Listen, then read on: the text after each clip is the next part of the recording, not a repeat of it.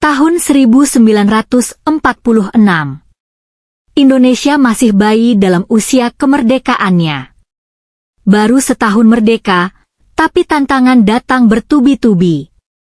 Di berbagai kota, asap mesiu masih membumbung.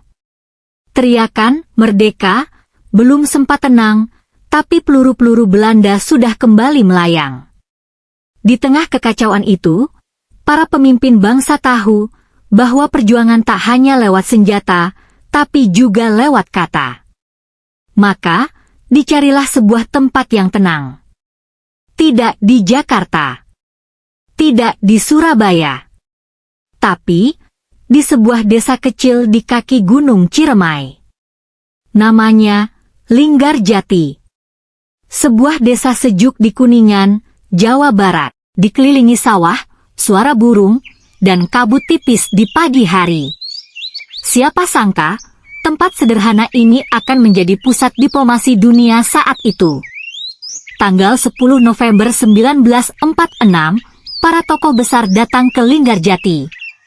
Dari pihak Indonesia, Sultan Syahrir, sang Perdana Menteri yang dikenal lembut, tenang, dan cerdas. Dari Belanda, Van Mook, seorang tokoh kolonial yang keras kepala tapi cerdik. Dan sebagai mediator, Inggris mengutus Lord Killian, wakil dari kerajaan Inggris. Mereka berkumpul di sebuah rumah milik keluarga Jatikusumo. Rumah besar bergaya kolonial, yang kini dikenal sebagai Gedung Perundingan Linggarjati. Perundingan tidak berjalan mulus. Belanda ingin mempertahankan kekuasaan kolonialnya, sementara Indonesia ingin diakui sebagai negara yang berdaulat penuh. Sultan Syahrir duduk tenang, tapi pikirannya tajam. Ia tahu, bangsa ini terlalu muda untuk perang panjang. Indonesia harus cerdik, harus sabar. Maka ia memilih jalur diplomasi, meski tahu resikonya besar. Selama lebih dari sebulan, debat panas terjadi. Peta-peta dibentangkan. Dokumen ditumpuk, kata-kata tajam dilemparkan, tapi semuanya tetap duduk. Karena mereka tahu, yang dipertaruhkan adalah masa depan bangsa. Akhirnya, pada 25 Maret 1947, Perjanjian Linggarjati ditandatangani. Isinya, Belanda mengakui secara de facto wilayah Republik Indonesia, Jawa, Sumatera, dan Madura. Republik Indonesia dan Belanda akan bekerja sama membentuk negara federasi, Republik Indonesia Serikat. Akan dibentuk Uni Indonesia Belanda di bawah Kerajaan Belanda. Secara resmi, Belanda mengakui keberadaan Indonesia. Meski hanya sebagian wilayah, ini adalah kemenangan diplomasi pertama Indonesia di mata dunia.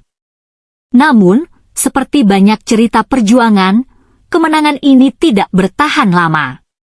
Beberapa bulan setelah perjanjian, Belanda melanggar kesepakatan. Mereka melancarkan agresi militer. Peluru kembali berbicara. Perang berkecamuk lagi.